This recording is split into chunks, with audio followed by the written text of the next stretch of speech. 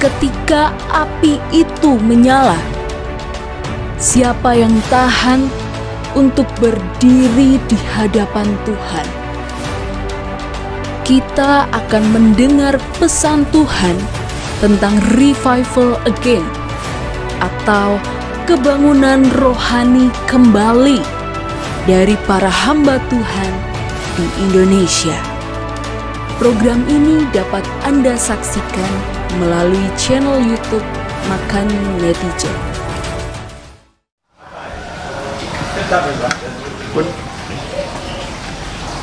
Shalom Bapak Ibu Saudara yang dikasihi Tuhan. Senang sekali pada kesempatan hari ini kita bisa bersama-sama belajar firman Tuhan. Saya berharap firman Tuhan ini akan terus memberi kekuatan dan penghiburan serta dorongan untuk kita terus hidup bertekun dalam Tuhan. Sebelum kita mendengarkan firman Tuhan, marilah kita sejenak menundukkan hati dan kepala kita akan berdoa bersama-sama. Bapa dalam kerajaan surga yang kami muliakan di dalam Tuhan Yesus, kami mengucap syukur Tuhan kesempatan pada saat ini kami boleh menghampiri tahta hadirat Tuhan untuk memuji, mengagungkan dan memuliakan Tuhan. Dan sebentar kami akan bersama-sama merenungkan kebenaran firman Tuhan. Kiranya Engkau memberkati kami, memberkati setiap hati kami, agar hati kami menjadi seperti tanah yang subur untuk pertumbuhan firman Tuhan.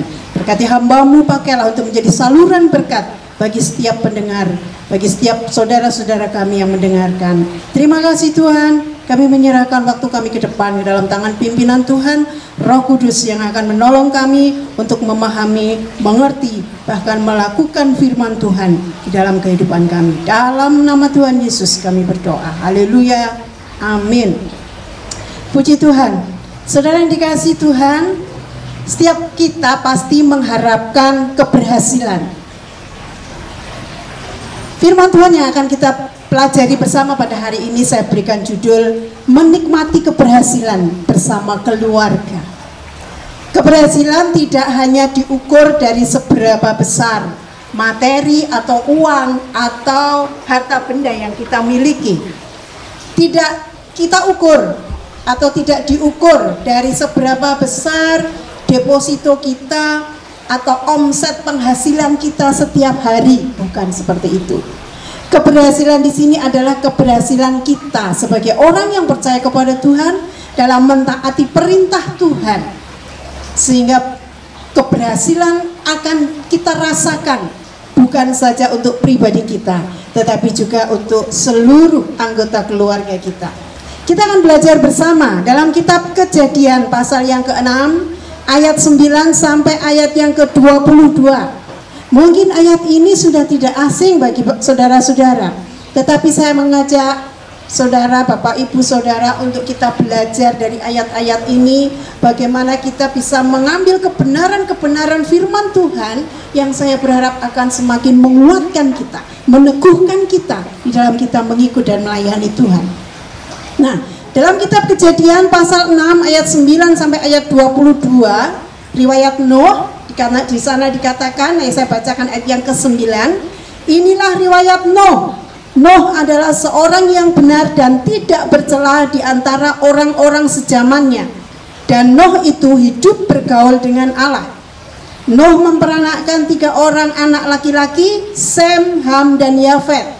Adapun bumi telah rusak di hadapan Allah dan penuh dengan kekerasan. Allah menilik bumi itu dan sungguhlah rusak benar, sebab semua manusia menjalankan hidup yang rusak di bumi. Saudara yang dikasihi Tuhan, latar belakang dari ayat-ayat ini sebenarnya tidak jauh berbeda dengan kondisi sekarang ini. Kondisi masyarakat pada zaman Nabi Nuh saat itu dijelaskan di dalam ayat 11 sampai ayat 12. Bumi sudah rusak di hadapan Allah. Bumi sudah penuh dengan kekerasan dan manusia menjalankan hidup yang rusak di bumi. Nah, kalau kita belajar dari ayat-ayat ini, bumi sudah rusak di hadapan Allah. Bukan buminya yang rusak, tetapi manusia yang tinggal di dalamnya sudah rusak. Hidup menurut kemauannya sendiri, hidup menuruti kehendaknya sendiri. Bumi penuh dengan kekerasan. Manusia satu dengan yang lain sesamanya satu dengan yang lain, saling berbuat keras satu dengan yang lain, itu menjadi hal yang biasa. Bumi penuh dengan kekerasan, tidak ada lagi belas kasih, tidak ada lagi perhatian, tidak ada lagi kesehatian, sehingga manusia sudah hidup menurut keinginannya sendiri. Manusia menjalankan hidup yang rusak di bumi. Mereka mau memeras orang lain, itu sudah biasa dilakukan. Mereka mau berbuat jahat kepada orang lain, itu sudah biasa dilakukan. Yang lemah jangan berharap akan mendapat pertolongan dari yang kuat. Yang kuat bisa saja menindas yang lemah. Nah, di hadapan Tuhan kondisi seperti ini sangat tidak berkenan. Allah sudah melihat dan bumi itu penuh dengan kekerasan, manusia menjalankan hidup yang rusak di bumi, dan itu sangat menyedihkan hati Allah. Namun masih ada secerca harapan, saudara. Ada kekontrasan di sini. Berbeda dengan kondisi masyarakat di sekitarnya dengan satu keluarga yang tetap patuh kepada Tuhan, yaitu keluarga Nuh. Nah, kalau kita belajar dari ayat-ayat ini, di ayat yang ke-9 sampai ayat yang ke-10, kita melihat bagaimana hidup Nuh dikatakan, dicatat oleh firman Tuhan, Nuh seorang yang benar di hadapan Tuhan. Gaya hidupnya atau tata caranya mengikuti tata cara Allah. Hidup yang benar di hadapan Tuhan. Benar bukan saja di hadapan manusia, tetapi benar di hadapan Allah. Yang kedua, Nuh dikatakan di sini, dicatat di sini, tidak bercela di antara orang-orang sejamannya. Tidak bercela di antara orang-orang sejamannya. Bisa dikatakan Nuh memisahkan diri dari kejahatan moral yang ada di masyarakat di sekitarnya. Kalau tadi kita melihat bagaimana manusia hidup dalam kekerasan, bagaimana manusia hidup rusak. Nah, kontras dengan karakter Nuh. Dia hidup tidak bercela di antara orang-orang sejamannya. Yang lain berbuat jahat, Nuh tidak. Yang lain berbuat semaunya sendiri, Nuh tidak. Ya, dia memisahkan diri dari kejahatan moral. Nah, kejahatan moral itu kan yang berhubungan dengan kondisi-kondisi seperti saat ini. Secara moral orang sudah tidak lagi malu, dalam arti maaf kata merebut suami orang itu sudah tidak malu, ya, malah dibangga-banggakan. Nah, itu secara moral suatu kejahatan yang jelas-jelas sudah melanggar norma-norma masyarakat dan juga melanggar perintah Tuhan.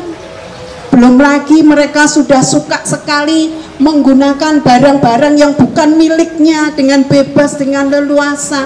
Nah, kejahatan-kejahatan moral yang sungguh tidak berkenan di hadapan Tuhan.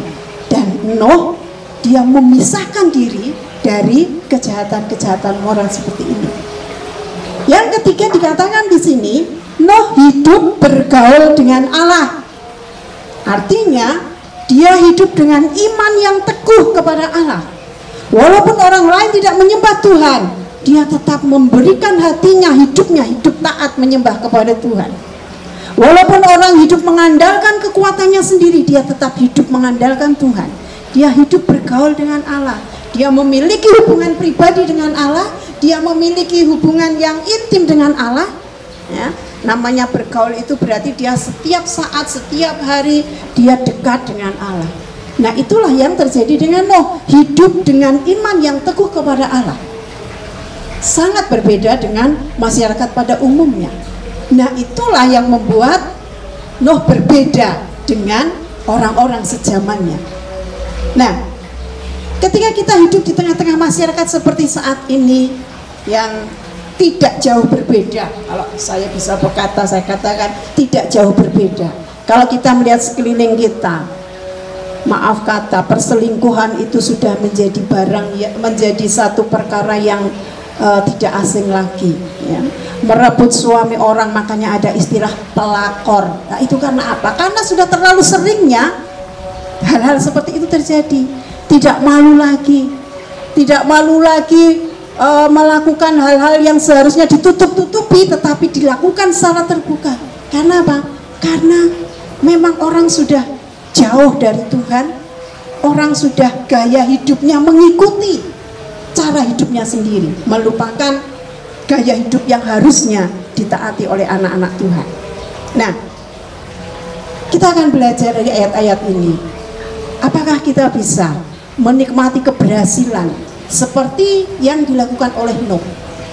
Nuh, seorang yang luar biasa, yang memiliki kelebihan dibandingkan orang-orang sezamannya.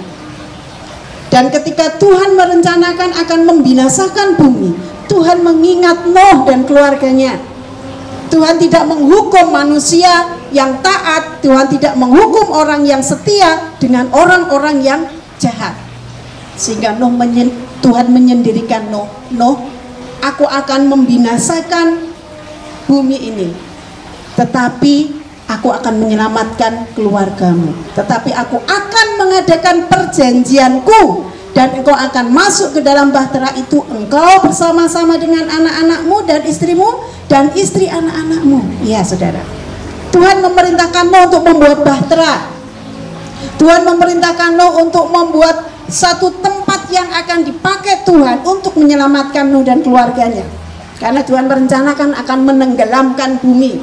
Di ayat yang ke-17 dikatakan, sebab sesungguhnya aku akan mendatangkan air bah meliputi bumi untuk memusnahkan segala yang hidup dan yang bernyawa di kolong langit. Segala yang ada di bumi akan mati binasa. Ya. Tetapi Tuhan mengingat Nuh. Tuhan perintahkan Nuh untuk membuat bahtera, dan Nuh melakukannya dengan penuh ketaatan. Nuh melakukan apa yang diperintahkan Tuhan. Nah, dan pada akhirnya kita melihat endingnya, Nuh selamat bersama dengan keluarganya. Nah, keberhasilan ini tidak didapatkan secara instan. Keberhasilan ini tidak didapatkan secara tiba-tiba. Apakah kita bisa menikmati keberhasilan bersama dengan keluarga kita? Bisa, saudara. Kita punya potensi yang sama dengan Nuh. Kita sudah memiliki Tuhan Yesus dalam hati kita. Kita sudah percaya Tuhan Yesus. Tinggal bagaimana kemauan kita, komitmen kita, kesediaan kita, kerendahan hati kita untuk bisa meneladani Nuh. Bagaimana kita bisa membawa keluarga kita menikmati keberhasilan? Yang pertama, kita bisa menikmati keberhasilan bersama dengan keluarga kita dengan menjaga kesehatan dalam keluarga. Ayat yang ke-18 tadi dikatakan, tetapi dengan engkau aku akan mengadakan perjanjianku, dan engkau akan masuk ke dalam bahtera itu, engkau bersama-sama dengan anak-anakmu dan istrimu dan istri anak-anakmu. Saudara, kalau keluarga ini tidak bersatu, tidak mungkin Tuhan akan menyelamatkan istri, anak, dan menantu Nuh. Tetapi kita melihat di sini bagaimana Nuh membawa keluarganya. Satu keluarga ini hidup berkenan di hadapan Tuhan. Saya percaya anak-anak Nuh, istri, anak-anak, dan menantunya, mereka juga orang-orang yang percaya kepada Tuhan, sehingga mereka layak diselamatkan oleh Tuhan. Sebagai kepala keluarga, Nuh sudah menjalankan tugasnya. Dia membawa keluarganya, dia membawa seluruh keluarganya untuk diselamatkan. Nah, Nuh mengajak seluruh keluarganya untuk bekerja sama. Nah, saudara dikasih Tuhan, kalau kita melihat di ayat-ayat sebelumnya, di ayat yang ke-14, di ayat 13 sampai dengan ayat 16, Tuhan berkata kepada Nabi Nuh, berfirman kepada Nabi Nuh, aku telah memutuskan untuk mengakhiri hidup segala makhluk, sebab bumi telah penuh dengan kekerasan oleh mereka. Jadi aku akan memusnahkan mereka bersama-sama dengan bumi. Tetapi Tuhan berkata, buatlah sebuah bahtera. Ya. Nah, saudara, dalam keluarga ini, bagaimana mereka bersehati bisa ditunjukkan bagaimana mereka bisa bekerja sama. Kalau kita membayangkan bekerja sama membuat rumah misalnya, hanya dikerjakan oleh satu keluarga, pasti membutuhkan waktu yang cukup lama. Demikian juga dengan pembuatan bahtera ini. Tuhan sudah menentukan ukurannya. Tuhan sudah menentukan bahan apa yang dipakai. Tuhan sudah menentukan berapa tingginya. Tuhan sudah menentukan apa saja yang harus dibawa masuk. Tuhan sudah menentukan itu. Dan mereka bekerja sama dengan luar biasa. Hanya dikerjakan oleh 4 laki-laki dewasa, ya, Nuh anaknya yang 3 dan 4 wanita dewasa, ya. Mereka harus bekerja sama untuk membuat bahtera. Mengapa tidak ada yang membantu? Ya, karena orang-orang di sekitarnya tidak peduli. Mungkin saja mereka malah mengejek. No, siang bolong seperti ini, kemarau seperti ini kok membuat bahtera. Membuat bahtera itu harusnya di pinggir pantai atau di dekat laut. Tapi ini kok membuat bahtera kok di atas gunung seperti ini. Ya, bisa saja dia mungkin diejek, ditertawakan atau dilecehkan. Tetapi kita melihat bagaimana keluarga ini kompak di dalam menjalankan yang diperintahkan oleh Tuhan. Mereka bekerja siang malam, mereka bekerja tanpa menghiraukan cemoohan. Mereka tetap tertuju kepada apa yang diperintahkan oleh Tuhan. Mereka bersehati melakukan apa yang diperintahkan oleh Tuhan. Dan pasti membutuhkan waktu yang cukup lama, ya. Mereka harus membuat bahtera, mereka harus mempersiapkan dengan begitu luar biasa sampai akhirnya bahtera itu jadi. Nah, kesehatian di dalam keluarga itu diperlukan Bapak Ibu, supaya seluruh keluarga kita bisa menikmati keberhasilan, dalam arti kita semua diselamatkan dalam satu keluarga. Ya, di dalam kisah Rasul dikatakan satu orang bertobat, ya, seluruh keluarga akan diselamatkan. Kalau ada saudara, salah satu dari saudara yang percaya Tuhan Yesus, dan ada keluarga saudara yang belum mengenal Tuhan, itu menjadi tanggung jawab saudara. Saudara harus membawa keluarga untuk percaya kepada Tuhan Yesus. Kita doakan dan kita tunjukkan bagaimana hidup yang memancarkan terang Tuhan, sehingga orang lain akan melihat perubahan dalam hidup kita, dan pada akhirnya mereka percaya Tuhan Yesus. Nah, itu menjadi tugas kita. Nuh bersama keluarga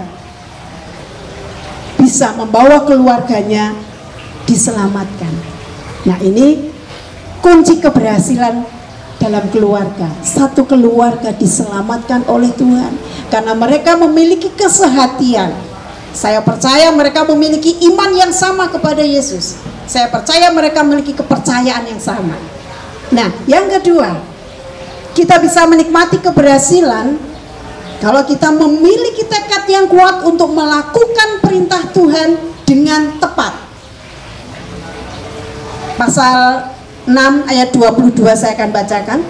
Lalu Nuh melakukan semuanya itu tepat seperti yang diperintahkan Allah kepadanya, demikianlah dilakukannya. Kemudian pasal 7 ayat 1, lalu berfirmanlah Tuhan kepada Nuh, masuklah ke dalam bahtera itu, engkau dan seisi rumahmu, sebab engkaulah yang kulihat benar di hadapanku di antara orang zaman ini. Nah, saudara dikasih Tuhan, memiliki tekad yang kuat untuk melakukan perintah dengan tepat, ya. Nah, di ayat 22 tadi, Nuh melakukan semuanya tepat seperti yang diperintahkan Allah kepadanya.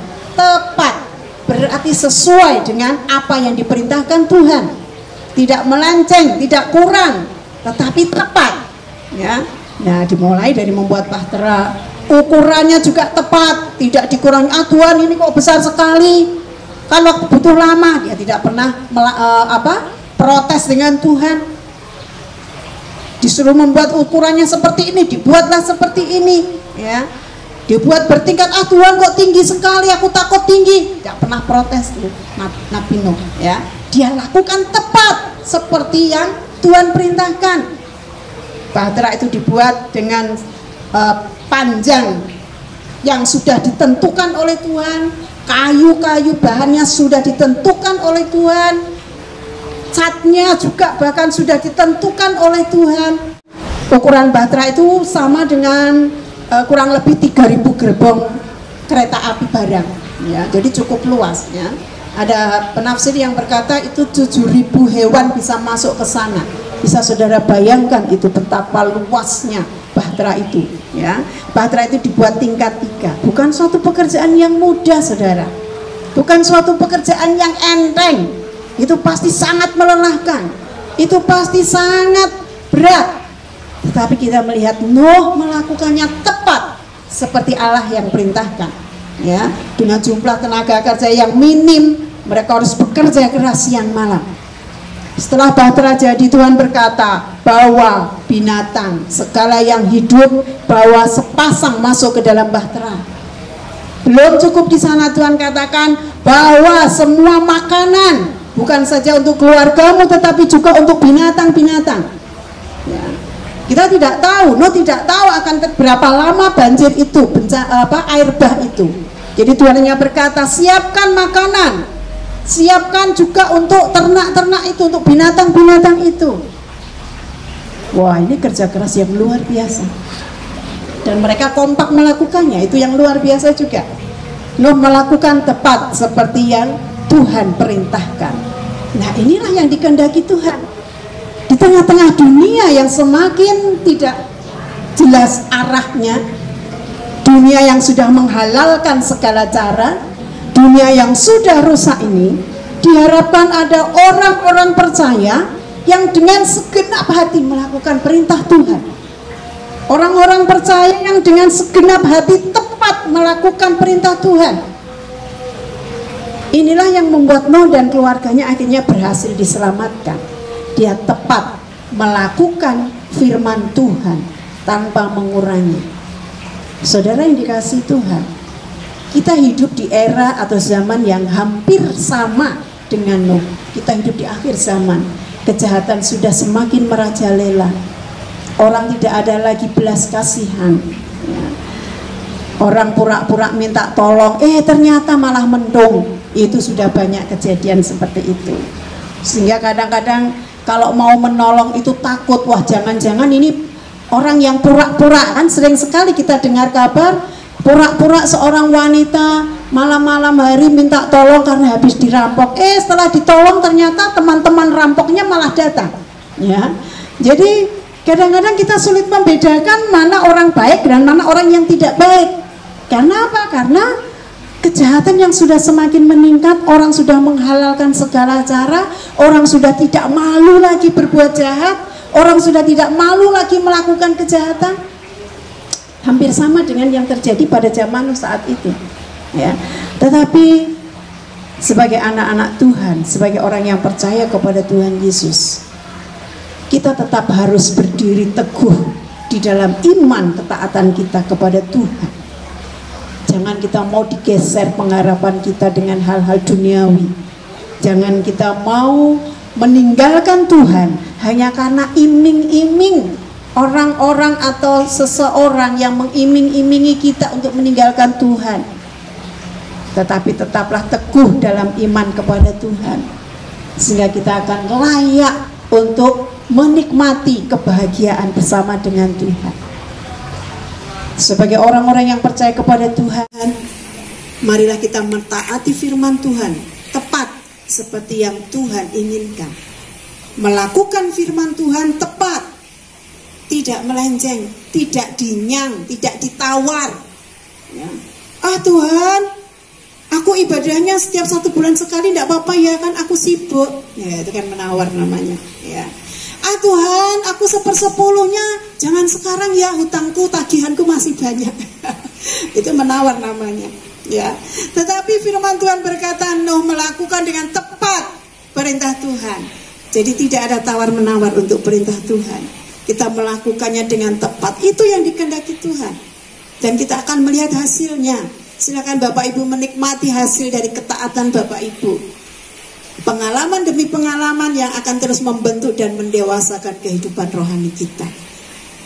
Bapak Ibu Saudara dikasihi Tuhan, melalui firman Tuhan ini, marilah kita belajar untuk kita menjadi pribadi yang kuat, yang teguh dalam iman kita kepada Tuhan, mempercayai Tuhan, bahwa apapun kesulitan yang kita hadapi, Tuhan punya cara untuk menolong kita.